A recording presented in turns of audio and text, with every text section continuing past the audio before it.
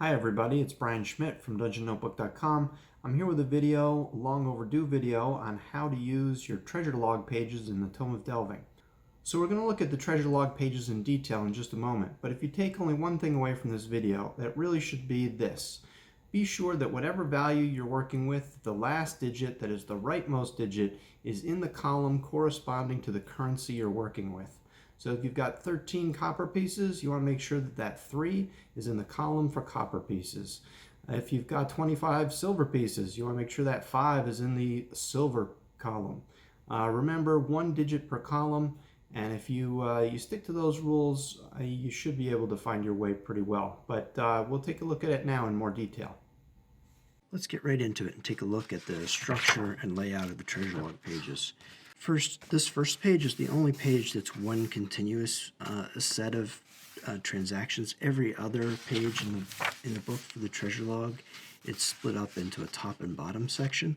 This allows you to keep track of funds that are in different locations, perhaps, or maybe you want to track party funds, money that you're carrying with you as opposed to something that you have stored somewhere. So you would indicate exactly what set of funds that the set of transactions is for.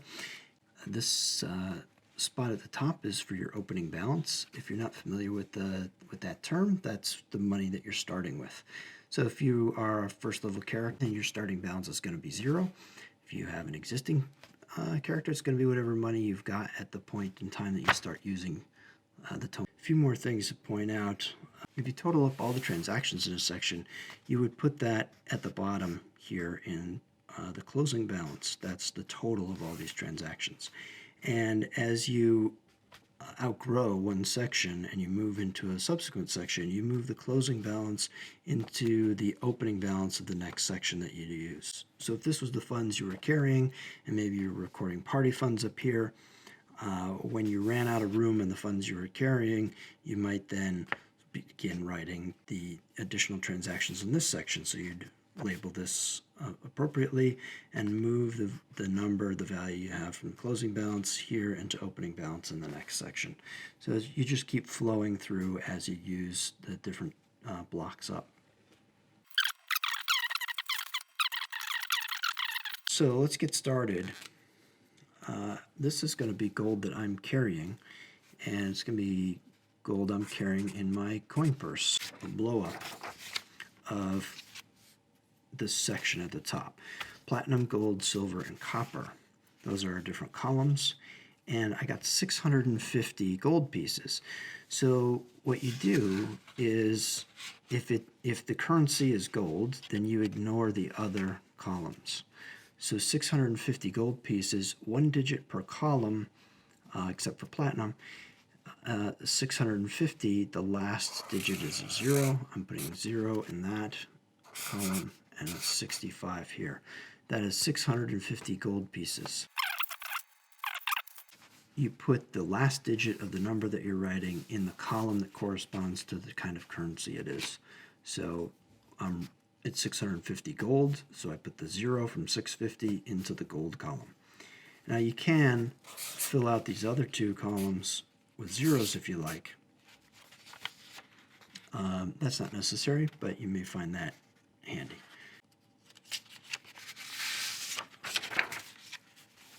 Now it was copper pieces, so I want to end in the copper column.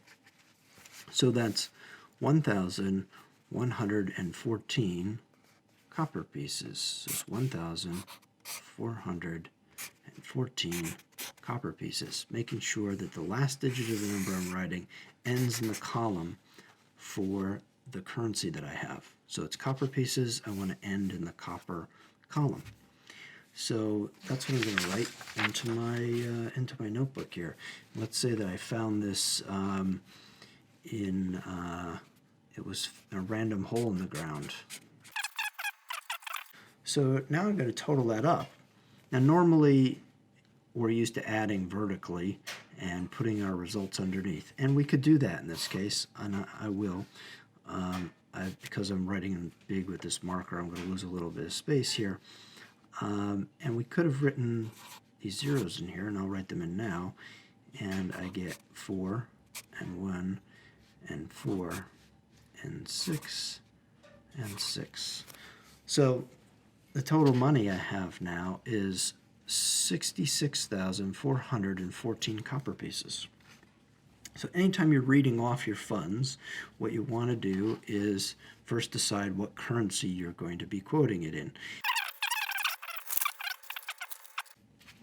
So if someone asks me how much gold I have, I ignore the right to. I have 664 gold pieces.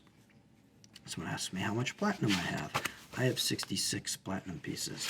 How much silver do I have? 6,641 silver pieces.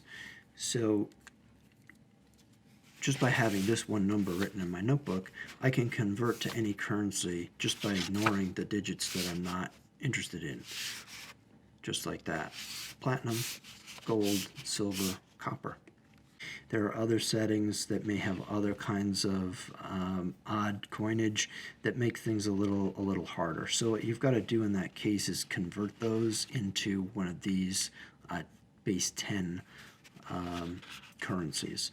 So if I get some electrum, I've got to right away convert that into silver typically.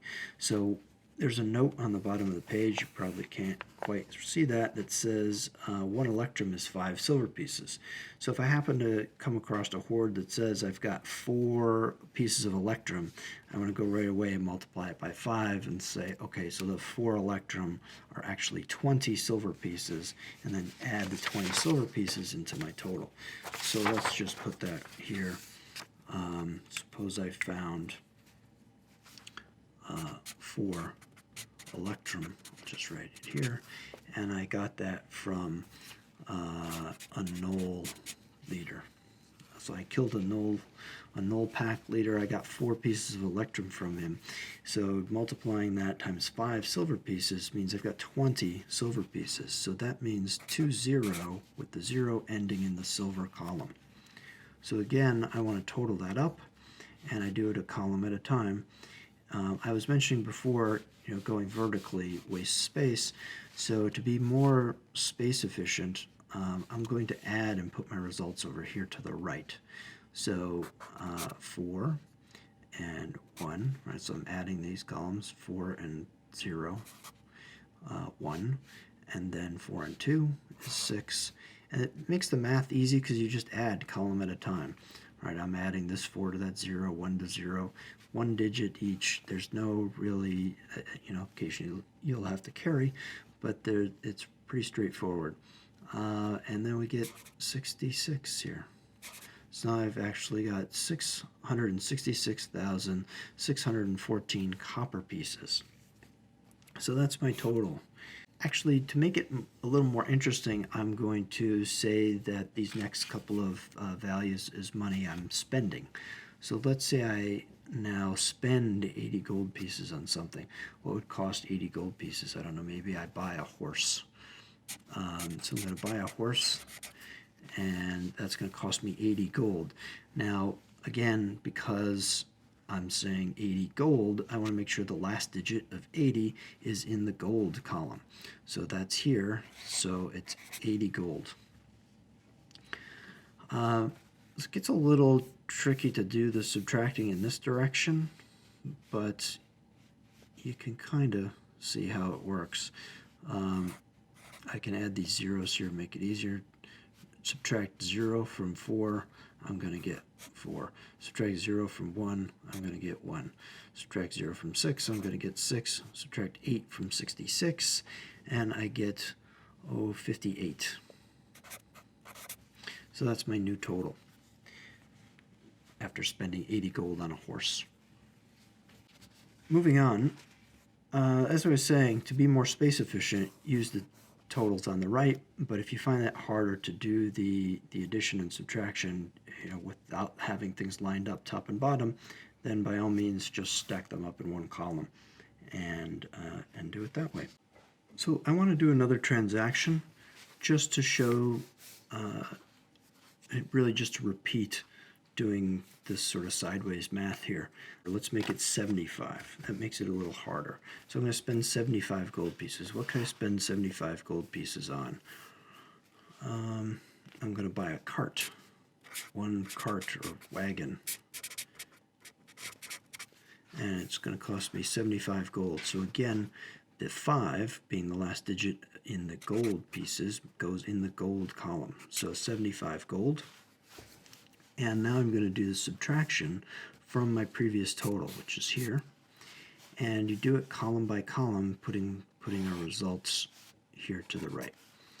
So this first column, this is a 0 here, and I'm subtracting the 0 from this 4, so my result will be 4.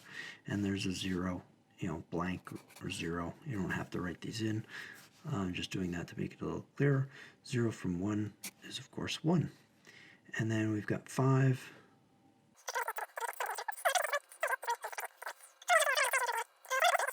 So I'm going to spend 3 gold on one night stay in a tavern. So the 3, being the last digit, is going to be in the gold column. So again, I'm subtracting zeros and putting my result to the right. So I know that these are just going to come straight down, and now I've got to subtract the 3 from the 1. And that's where it gets a little interesting, because you've got to borrow from over here. So it's I'm taking that guy away, and then this becomes an 11. Of course, I'm not really trying to teach you math. 3 from 11 is going to be 8. And then this leaves me with 50. So a little harder there, carrying a number. We're doing that subtraction. But this is how you would go. You just keep proceeding like that. Of course, I skipped a lot of lines in between. You could be more space efficient and write things in here nice and tight in order to get as many transactions in as possible.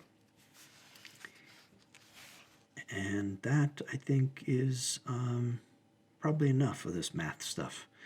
Thank you.